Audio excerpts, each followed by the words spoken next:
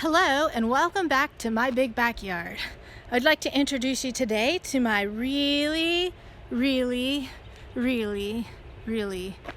tall plumeria tree. I know the lighting isn't so good here, but I'm taking advantage of the good weather to show you this. It is at least 9 feet tall, and to be honest, it's impossible at this height to take good care of it.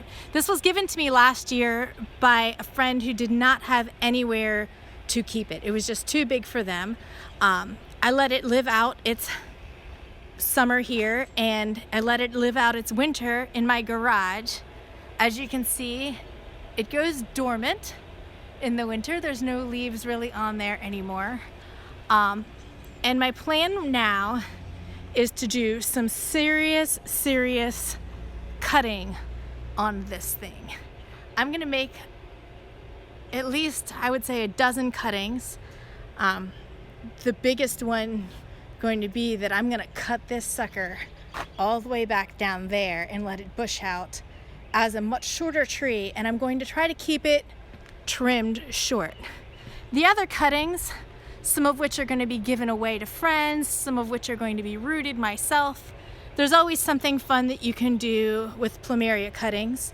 In fact, not entirely sure, but there's a plant exchange I know about this weekend, and it would be kind of cool to take plumeria cuttings up there and see what kind of cool trades I could get for some yellow plumeria cuttings.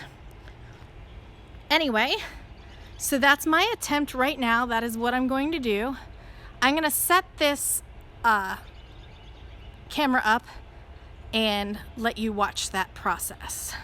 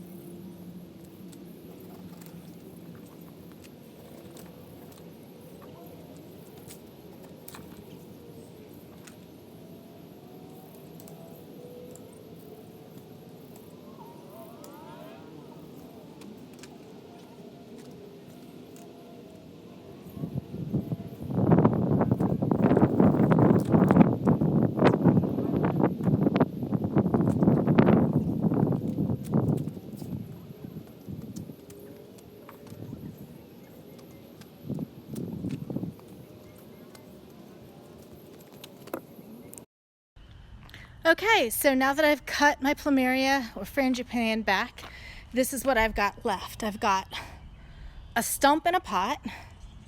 I'm gonna let that callus off and then I'm gonna water it. It hasn't been watered since I put it in the garage in October, so it should be encouraged to sprout out new growth. We will see. I've got a number of what I would call quality cuttings. I mean, these cuttings have the growth tips on them and attached, and therefore these are the most likely to do the best the most quickly. They all need to callus off at the bottom before they get planted. And then I have a number of what I would call midsection cuttings. I'm not really sure how these are going to do. Right now I've left them fairly long.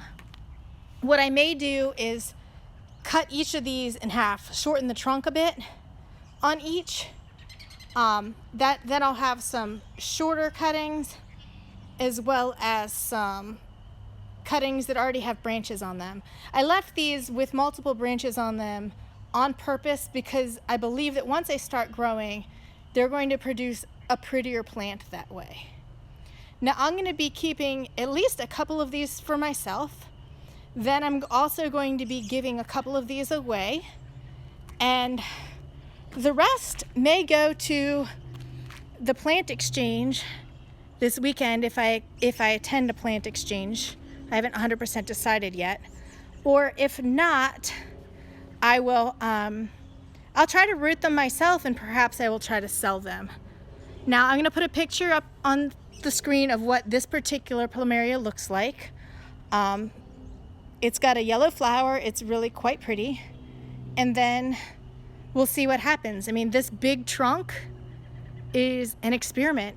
We'll see how well it comes back from that. I'd like to see it branch out into about 3 branches from there, so that I can keep a nice dwarf-sized plumeria tree in this pot. Because to be honest, a 9-foot plumeria was too big to move, too big to keep in my garage, and I want something that I can move and enjoy outside this summer and put away in the winter more easily.